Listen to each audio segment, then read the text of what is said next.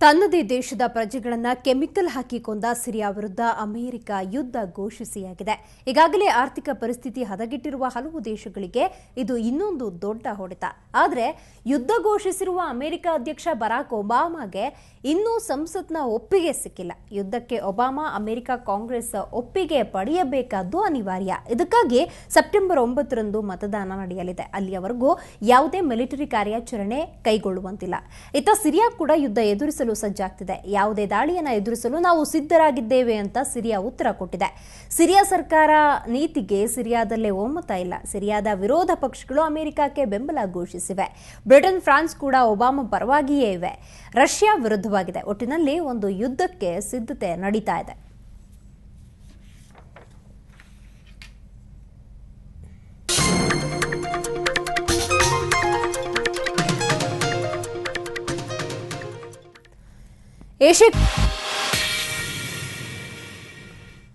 ನಾಡಹಬ್ಬ ದಸರಾಗೆ ಭರ್ಜರಿ ತಯಾರಿ ನಡೀತಾ ಇದೆ. ಇನ್ನು ವಿಜಯದಶಮಿಯಂದು ಎಲ್ಲರ ಪ್ರಮುಖ ಆಕರ್ಷಣೆಯ ಕೇಂದ್ರ ಬಿಂದು ಅಂದ್ರೆ ಗಜಪಡೆ.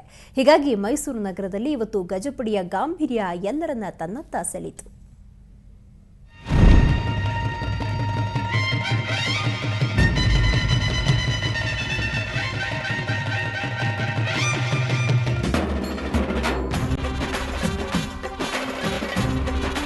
ಈ ಒಂದು ಆನೆಗಳ ತಾಲೀಮು ತುಂಬ ಸಂತೋಷ ಕೊಡ್ತಾ ಇದೆ.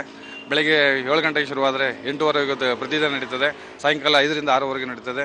ಜನಗಳಿಗೂ ಕೂಡ ಈ ಆನೆಗಳ ಒಂದು ಮೆರವಣಿಗೆ ದಸರಾ ಇನ್ನೇನು ಕೆಲವೇ ದಿನಗಳಲ್ಲಿ ಪ್ರಾರಂಭ ಆಗ್ತದೆ ಎಂಬುದು ಒಂದು ಮೈಸೂರಿನ ಜನತೆಗೆ ಗೊತ್ತಾಗ್ತದೆ.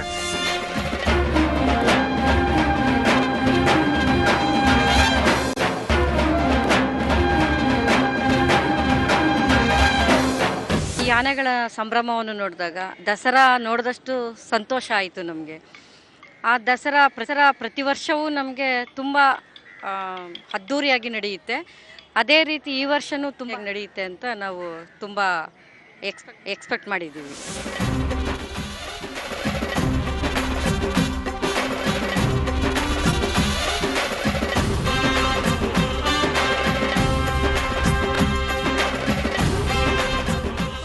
ಆರಾಮ್ ಸರ್ಕಲ್ಘಟ್ಟ ತಾಲೀಮು ಹೋಗಿ ಕ್ಲೀನಾಗಿ ಹೋಗಿ ಬಂದೀವಿ.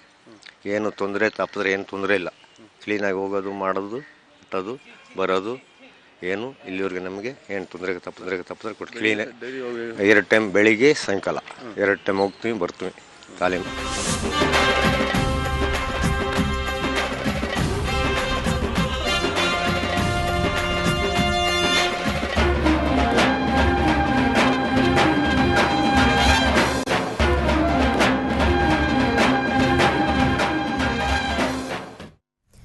ಈಗ ಸಂತೋಷಕ್ಕೆ ಕಾರ್ಯಕ್ರಮ ಪ್ರಸಾರವಾಗಲಿದೆ. ನೇರ ದಿಟ್ಟ ನಿರಂತರ ಸುದ್ದಿಗಾಗಿ ನೋಡ್ತಾ ಇರಿ ಸುವರ್ಣ ನ್ಯೂಸ್.